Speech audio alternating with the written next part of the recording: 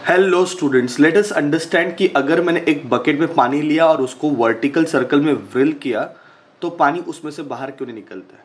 पानी सबसे top position पे बाहर निकलेगा। देखो टॉप पोजीशन पे क्या होता है, पानी नीचे गिरने का चांसेस है पर नहीं गिरता। वाई? क्योंकि वेलोसिटी जो है वो टेंजेंशियल है और ग्रेविटी उसके ऊपर एक्ट हो रही है, तो दो फोर्स के वजह से या फिर दो रिजल्टेंट जो है पैराबोलिक आएगा और हम बकेट को सर्कुलर घुमा रहे हैं। ठीक है, तो पानी को पैराबोलिक जाना है, मतलब अगर किसी तरह टॉप मोस्ट पोजीशन पे पानी ने पंक्चर किया ओके बकेट को, तो पानी जो है वो पैराबोलिक निकल जाएगा और बकेट सर्कुलर निकल जाएगा। पर ऐसे नहीं होगा okay, because normal force act हो रहा है बकेट का पानी पे। ठीक है, तो ये इंपॉर्टेंट कॉन्सेप्ट हमें पढ़ना है कि क्यों पानी बाहर नहीं गिरता है। दो I am revolving it exactly vertical होने के बावजूद भी पानी नीचे क्यों नहीं गिरता। चलो चेक करते हैं।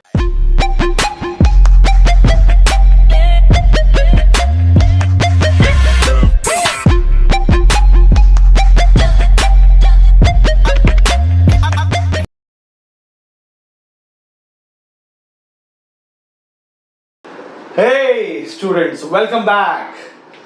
Welcome to the new concept. ये सम मैंने चॉइस किया है, ये टेक्स्ट बुक में नहीं है। दिस सम्स, ये जो पर्टिकुलर कॉन्सेप्ट मैंने लिया है इसके ऊपर के सम्स भी काफी इंपॉर्टेंट है, बहुत सारे बुक्स में इसको डाला हुआ है, प्रीवियस कई साल एग्जाम में आया है।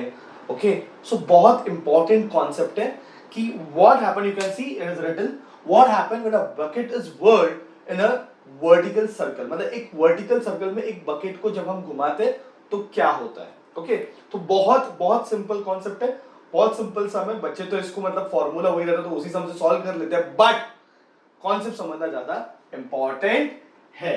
तो सोचो एक बकेट है, ओके, एक बकेट है, उसमें पानी डाला हुआ है और उस बकेट को ऐसा वर्टिकली घुमाया।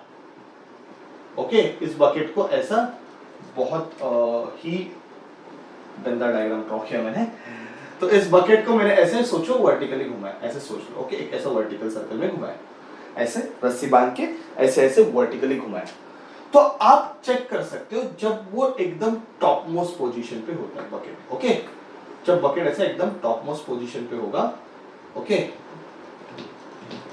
Late me draw it properly, कि when a bucket is at the top most position, उसमें से जो पानी है वो बाहर नहीं गिरता है। ओके, ये बकेट जो है उसमें ऐसा जो पानी है, okay, it is filled with water, बराबर है, ये पानी बाहर नहीं गिरता, ये पानी नीचे नहीं गिरता। ओके, सो क्यों नहीं गिरता, व्हाई बकेट में से पानी नीचे क्यों नहीं गिरता, ये हमें अभी फाइंड करना है। ठीक है बच्चों, तो बहुत सिंपल सा कॉन्सेप्ट है। एक बकेट है, उसमें पानी है, उसको ऐसा वर्टिकली घुमाया तो टॉप पोजीशन में से पूरा उल्टा हो जाता है।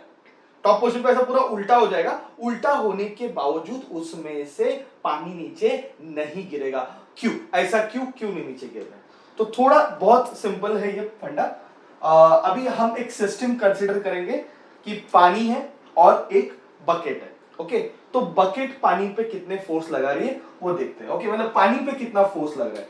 सबसे पहले तो बकेट ने पानी पे नॉर्मल लगाया, बराबर है, बकेट ने पानी पे नॉर्मल लगाया नीचे की तरफ, प्लस पानी का जो वेट है वो नीचे की तरफ एक्ट हो रहा है, बराबर है। तो पानी पे दो फोर्स लग रहे हैं, एक तो बकेट ने लगाया, बकेट ने पानी पे नॉर्मल लगाया क्योंकि बकेट के साथ पानी कांटेक्ट में।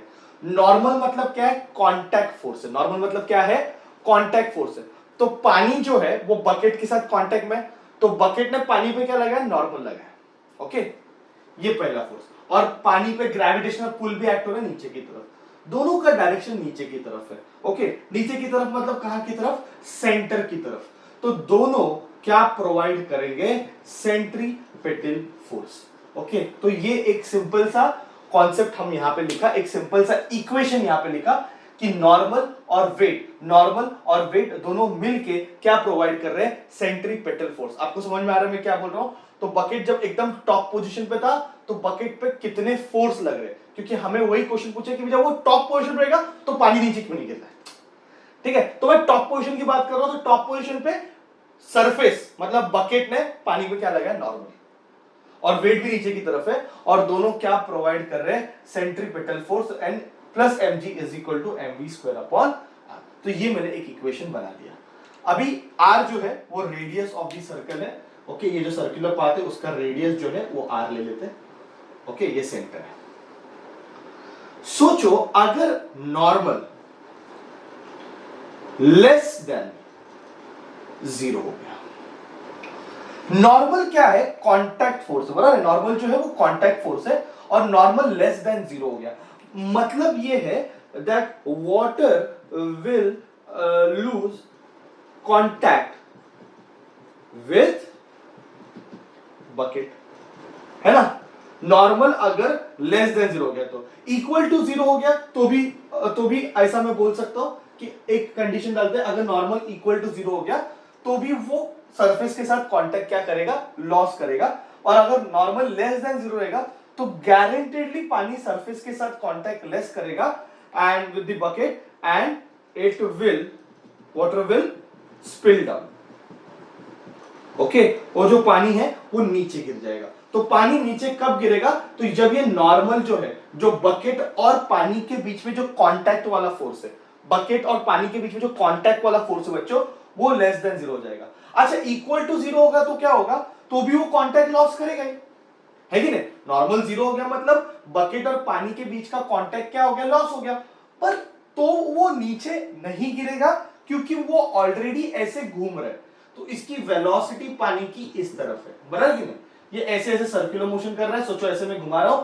तो वेलोसिटी इस तरफ है, तो पानी जो है, वाटर जो वो इनर्शिया में है, ओके, और इनर्शिया में क्या होता है, water will try to move in the direction of motion, तो पानी जो है उसकी वेलोसिटी इस तरफ है क्योंकि वो सर्कुलर मोशन कर रहा है। सर्कुलर मोशन में वेलोसिटी कैसे होती है, टैंजेंशियल, सर्कुलर मोशन वेलोसिटी कैसे होती है, टैंजेंशियल, तो वेलोसिटी ऐसे, तो पानी इस तरफ जा रहा है, तो नॉर्मल 0 होने के बावजूद भी पानी नीचे नहीं गिरेगा, इस तरफ जाएगा, बट ये शुरुआत है, ये मिनिमम कंडीशन है, तो मैं बोल रहा हूं भाई मिनिमम कंडीशन, हाँ, पर n ग्रेटर देन 0 रहेगा तो पानी कभी नीचे नहीं गिरेगा, वो हमेशा बकेट के साथ क्या रहेगा, कांटेक्ट में रहेगा। तो मैंने अभी बताया कि नॉर्मल अगर लेस देन 0 रहेगा तो गारंटेडली पानी नीचे गिर जाएगा, पानी नीचे स्पिल आउट होगा।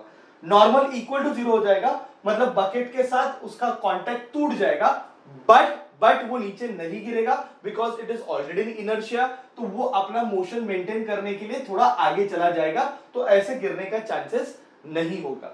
बट अगर n ग्रेटर देन 0 रहेगा तो डेफिनेटली कोई इश्यू नहीं है, गारंटेडली वो पानी नीचे नहीं गिरने वाला है। तो ये पॉइंट हमने नोट डाउन कर लिया, ठीक है। तो मिनिमम कंडीशन क्या है कि नॉर्मल 0 रहेगा तो भी पानी स्पिल नहीं होगा, okay, water will not spill down, okay, और नॉर्मल लेस देन 0 रहेगा तो वाटर विल स्पिल डाउन। तो अगर मैं 0 डालता हूं, ये मिनिमम कंडीशन है, बराबर, तो 0 is a plus mg is equal to mv square upon r, m और m कैंसिल हो जाएगा, तो v square is equal to rg, तो v is equal to root of rg। तो ये फॉर्मूला है बच्चों वेलोसिटी का।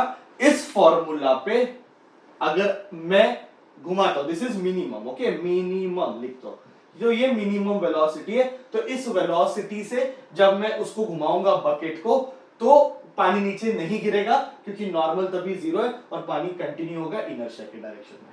तो ये मिनिमम वेलोसिटी होनी चाहिए, इससे ज्यादा वेलोसिटी चल जाएगी, इससे ज्यादा वेलोसिटी रहेगा कोई प्रॉब्लम नहीं है, बट इससे लेस वेलोसिटी होगी then water will spill out, then water will spill down, okay. तो ये पॉइंट आपको समझना है।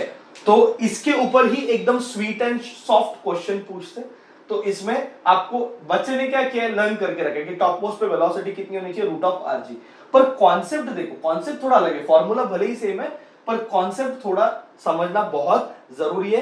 कॉन्सेप्ट जब समझोगे तो आप एंट्रेंस के क्वेश्चन जो छोटे 1-1 मार्क के एमसीक्यू उसमें नहीं अटकोगे, ठीक है। तो वेलोसिटी रूट ऑफ आरजी ये टॉप पोजीशन पे है, आपने को पता है, हमने ये लर्न भी किया हुआ है, पर इसको थोड़ा अलग तरीके से हमने डिराइव किया। This is basically the concept why water will not spill out, okay.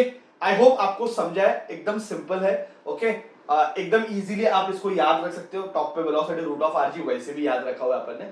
एक काम करो, मैंने जो सम दिया है उसको सॉल्व करो और देखो आपको आंसर आ रहा है क्या, ठीक है। चलो स्टार्ट करना चालू करो सम सॉल्व करने।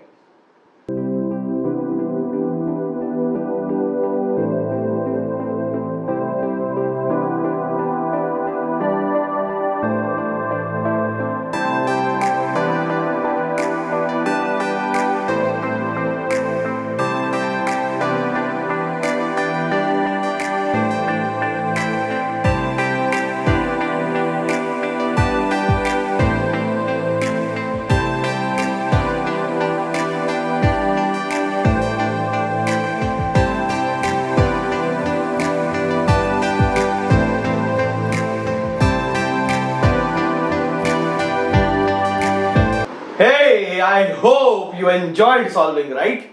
सबसे चिंदी सम था, बहुत इजी सम था, मतलब डायरेक्ट आ गया रहेगा आंसर। अगर नहीं भी आया, I am going to teach you, but आना चाहिए आंसर। इतना इजी क्वेश्चन, ओके। उसका फॉर्मूला ऑलरेडी अपने को लर्न हो गया। क्या किया, एक बकेट दिया है, उसमें पानी डाला है, ड्रिल किया आर्म्स लेंथ पे, और आर्म्स लेंथ की वैल्यू उसने कितनी दी है, 0.75। आर्म्स लेंथ की वैल्यू दी है 0.75 मीटर, ओके। इस लेंथ पे उसने क्या किया, घुमाना चालू कर दिया, घुमाना चालू कर दिया। टॉप पोजीशन पे कितनी वेलोसिटी होनी चाहिए, टॉप पोजीशन पे कितना एंगुलर वेलोसिटी होना चाहिए, टॉप पोजीशन पे कितनी वेलोसिटी होनी चाहिए, टॉप पोजीशन पे कितनी एंगुलर वेलोसिटी होनी चाहिए, so that water will not spill out, water will not fall down। तो मिनिमम टॉप पे कितनी वेलोसिटी होनी चाहिए, लर्न किया है ना भाई, rg।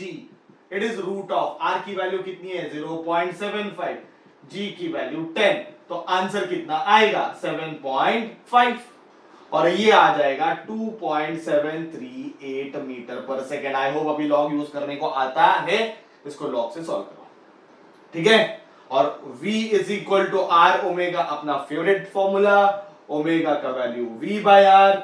v हमें मिला है 2.738, r की वैल्यू 0.75। अभी 0.75 को इसको बिना लॉग का कर सकते हैं, आप लिखो 3/4। कितने जन ये टेक्निक यूज किया देखो, 0.75 आप फटाक से 3/4, 4 से मल्टीप्लाई करो, 3 से डिवाइड करो, ये तो बिना लॉग का सॉल्व हो सकता है, ज्यादा टेंशन लेने का जरूरत नहीं है। आंसर आएगा 3.651 रेडियन पर सेकेंड। चेक करो आपको ये आंसर आ रहा है क्या, and you are enjoying this some or not. Description में और थोड़े सम दिए, उसको भी सॉल्व करो। बहुत लॉटरी क्वेश्चन है, लॉटरी क्वेश्चन है, फुल मार्क्स आने ही चाहिए किसी भी हालत में, ठीक है। एक ही formula v is equal to root of rg। अच्छा, अगर फ्रीक्वेंसी पूछ लेते, फ्रीक्वेंसी कितनी फ्रीक्वेंसी होनी चाहिए, एक मैंने डाला है क्वेश्चन डिस्क्रिप्शन में, उसमें पूछा है फ्रीक्वेंसी, तो ओमेगा को क्या लिख सकते हो, 2πf, है ना। ओमेगा से फ्रीक्वेंसी मिलेगा ना 2πf, उससे f मिल जाएगा, ठीक है। So thank you very much, I hope you enjoyed the lecture।